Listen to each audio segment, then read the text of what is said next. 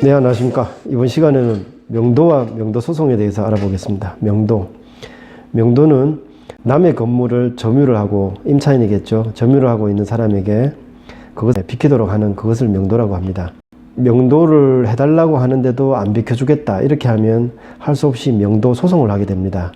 그 점유자에 대해서 비켜주세요 하면서 명도 소송을 하는데, 승소 판결이 나게 되면 그 판결문으로서 이제 강제 집행을 하겠죠. 비켜달라고.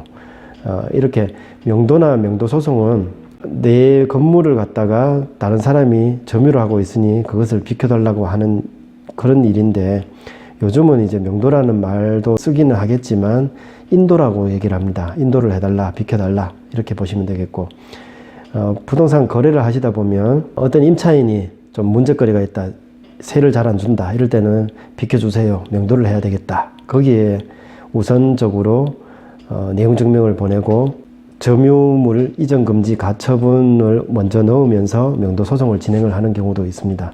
그런데 제가 중개를 해보니까 명도나 명도 소송을 얘기를 하기보다는 오히려 그 임차인과 무슨 이제 이유가 있으니까 좋게 풀어서 그것을 협의를 통해서 그 사람에게 비키라 하는 것이 가장 현명한 방법이고 가장 빠른 방법이 되겠습니다. 질문에 대해서 답을 드리는 시간을 갖도록 하겠습니다. 명도 소송을 진행을 했는데, 저는 임대인이고 명도 소송을 진행을 했는데 거기에 승소 판결을 받았습니다. 그런데 그때도 임차인의 대항력은 유지가 됩니까? 이렇게 물어보셨는데, 임차인의 대항력은 임대인에 대해서 대항력을 가지는 것이 아니고 제3자에 대해서 대항력을 가집니다.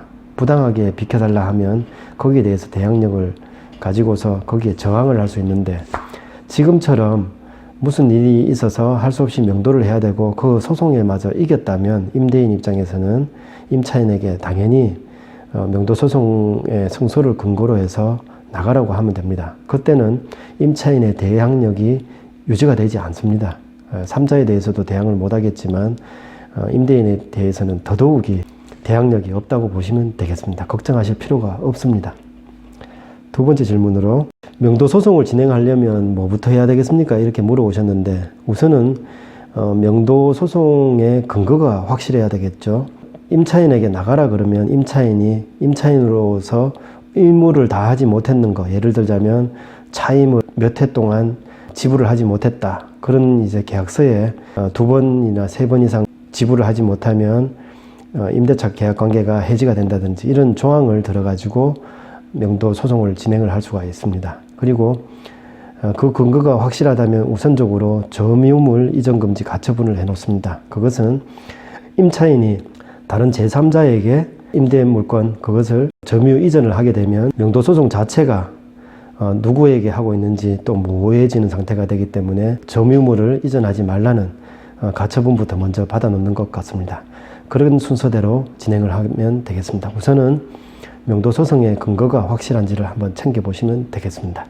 명도 소송 중에 밀렸는 월세는 강제 집행을 할 수 있겠습니까? 이렇게 물어보셨는데, 명도 소송 중이라면 그 임차 부동산에 대해서 아직까지 이제 비켜주지 않아 있는 상태가 된다면 임대인 입장에서는 다른 식으로 그 부동산을 사용을 할 수가 없는 상태죠. 자기 물건인데, 그런 경우라면 당연히 임차인이 그것을 사용 못하게 했는 것에 대한 손해를 보상을 해줘야 되겠습니다. 그래서 그 차임 같은 것은 계산을 해가지고 나중에 배상을 청구를 하면 되겠습니다. 그것도 월세, 그동안 비우지 못했는, 소송 기간 동안에 비우지 못했는 금액은 같이 청구를 하고 정산을 하시면 되겠습니다. 명도 소송 중에 임차인이 이주를 하게 되는 경우에 그 소송 비용은 어떻게 됩니까? 이렇게 물어보셨는데, 중간에 이사를 가버렸다, 그러면 이제 그 비용에 대해서는 50%만 청구를 하라고 되어 있답니다.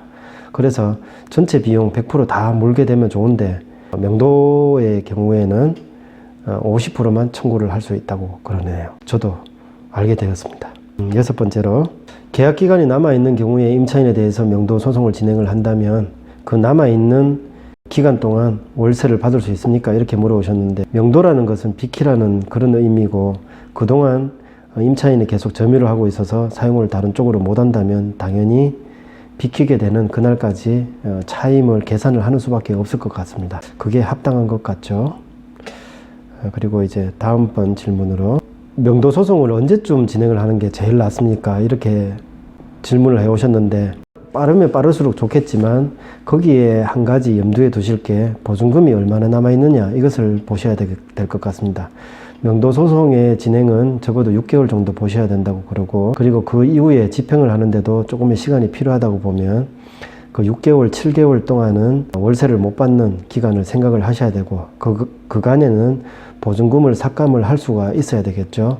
그래서 보증금이 충분한가, 그런 것을 생각을 해보시고 최대한 빠른 시일 내에 명도 소송을 진행을 하면 되겠습니다. 다음 질문으로, 명도 소송을 진행을 하려는데 그 점유물에 창고 안에 물건이 많습니다. 이걸 어떻게 해야 될까요? 이렇게 물어오셨는데, 물건이 많을 경우에 우선적으로 그 명도 소송에 승소를 하고 그 물건을 치워야 되는데, 치우지 않는다 그러면 그 물건은 일단 이제 다른 창고를 빌려 가지고 이전을 시켜 놓을 수 있습니다. 그런데 그때 비용이 발생하게 되죠.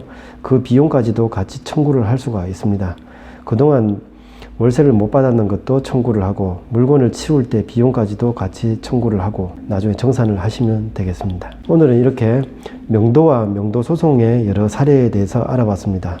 부동산 거래를 하시다 보면 임차인이 이 월세를 잘 안 주고 아니면 다른 식으로 곤란한 경우를 만들어서 할 수 없이 명도를 하게 됩니다.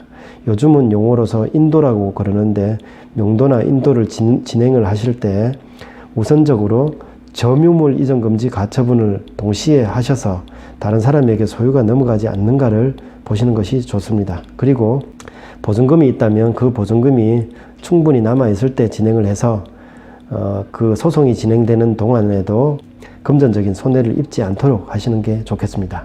그러나 명도 소송이든 명도를 진행을 하시는 것보다는 임차인과 원만한 협의에 의해서 그 관계를 풀어나가시는 것이 여러모로 제일 나은 방법이라고 생각이 듭니다.